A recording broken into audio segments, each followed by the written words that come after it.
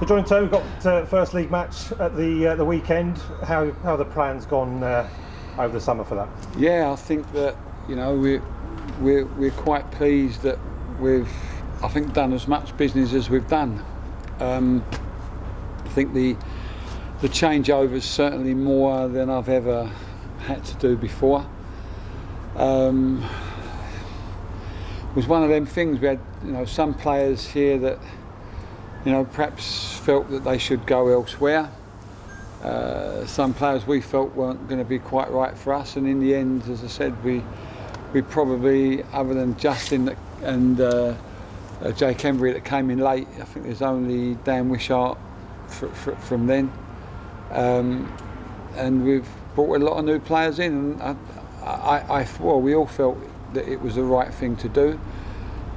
We got off to a good start in terms of the players we brought in, and we was happy with that.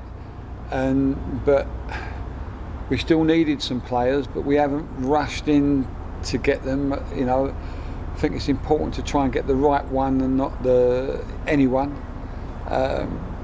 So the last sort of few days, we've managed to bring Seydou Khan in.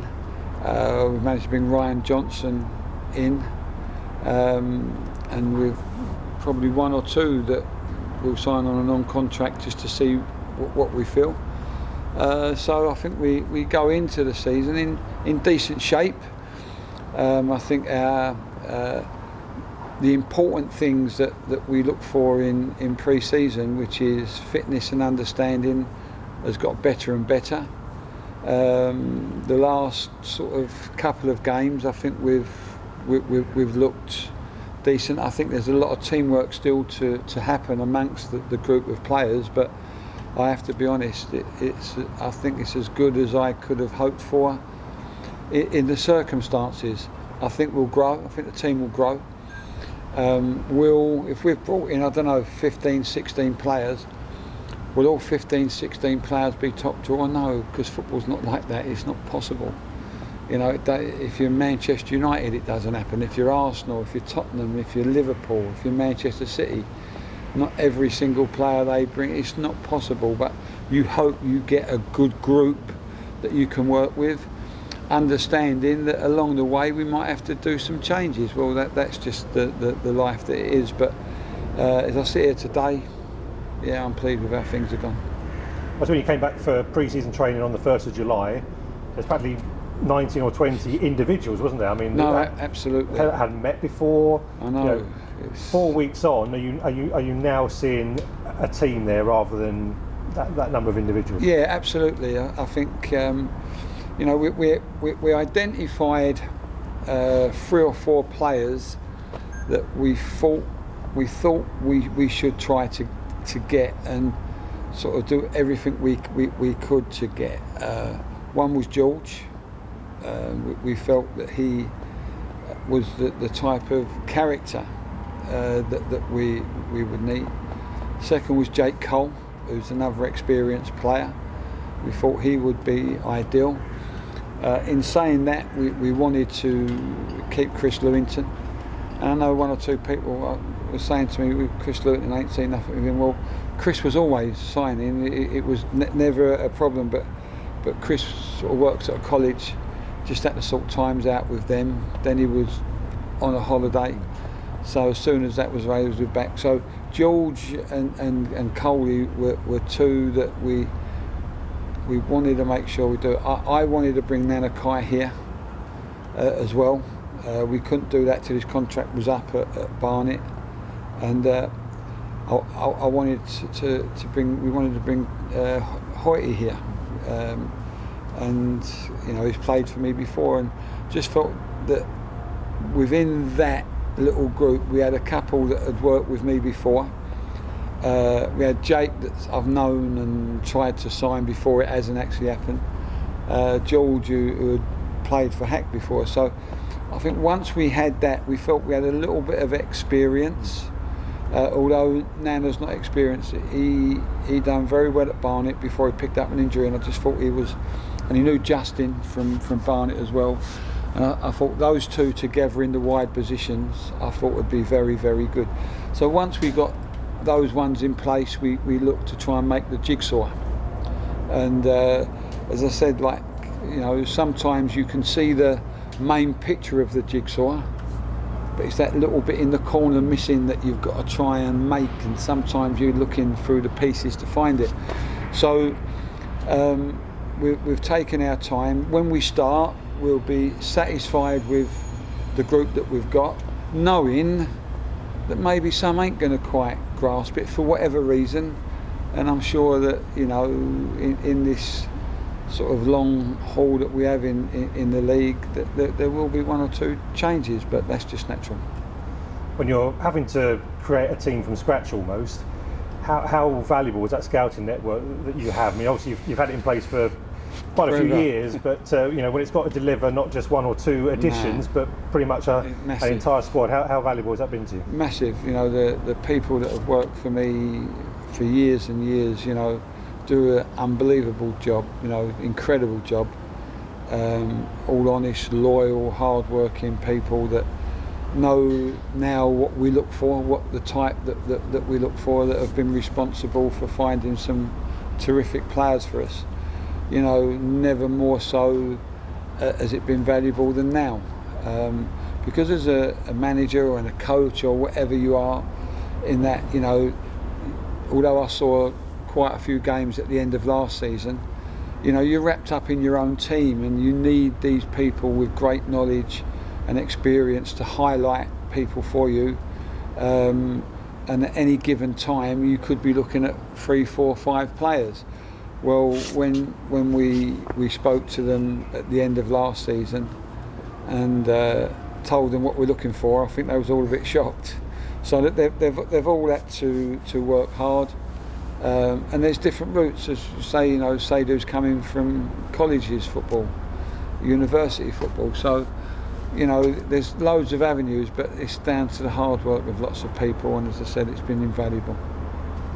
Over the course of the pre-season, have you been impressed with the determination, the effort from the players to, you know, get ready for this first game at the weekend? Yeah, absolutely. I think from day one, I think everybody's worked incredibly hard.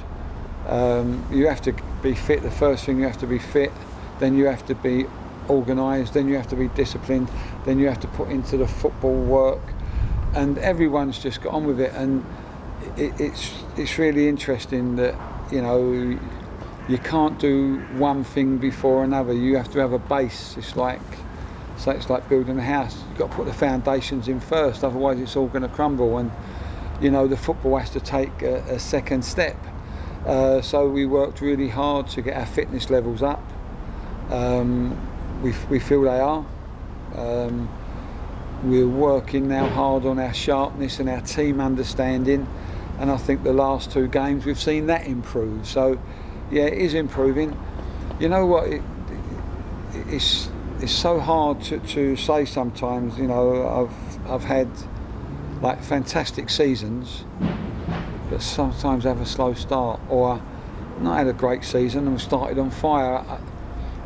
I think you need, you know, 7, 8 games in any league for teams to show where they are. I think you get those 8 games out of the way and you have a good understanding, because, you know, I've had teams where, to be honest, I've had people not play particularly well pre-season, but when the real stuff starts, they're bang on it, and vice versa.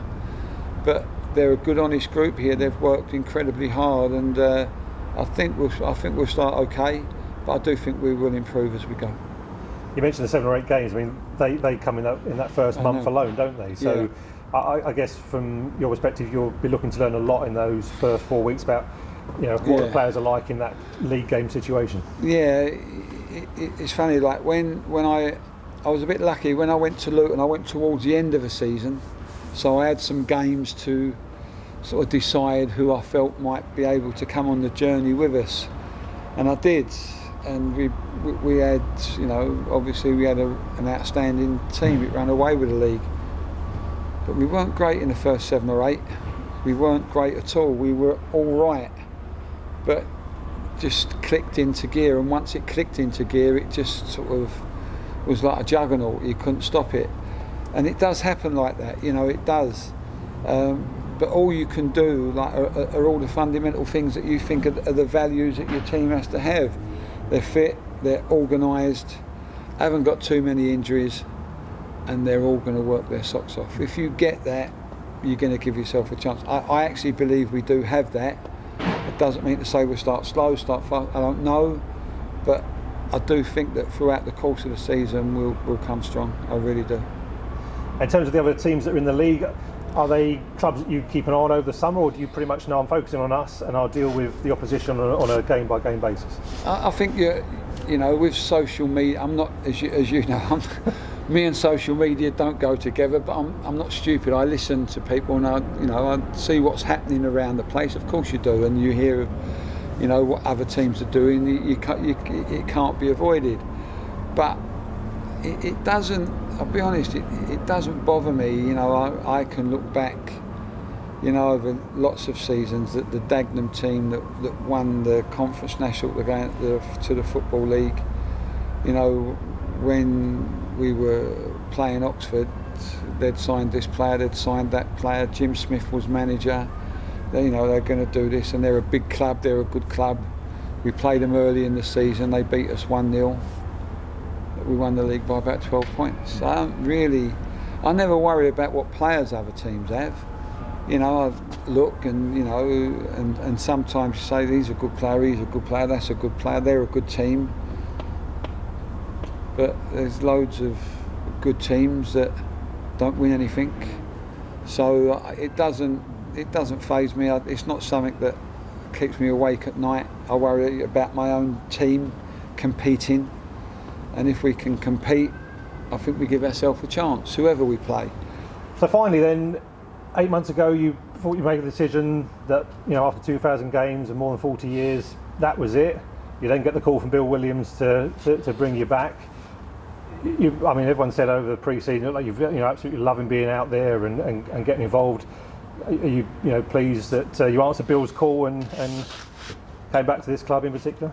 Yeah, I am, because, you know, I said at the time that I needed someone to come with me, and Hack's come, who's worked with me before, and I felt that there's things that, you know, what management-wise I could give to Hack, and, you know, work together, and gradually as things go on, you know, you come up a bit closer and do it.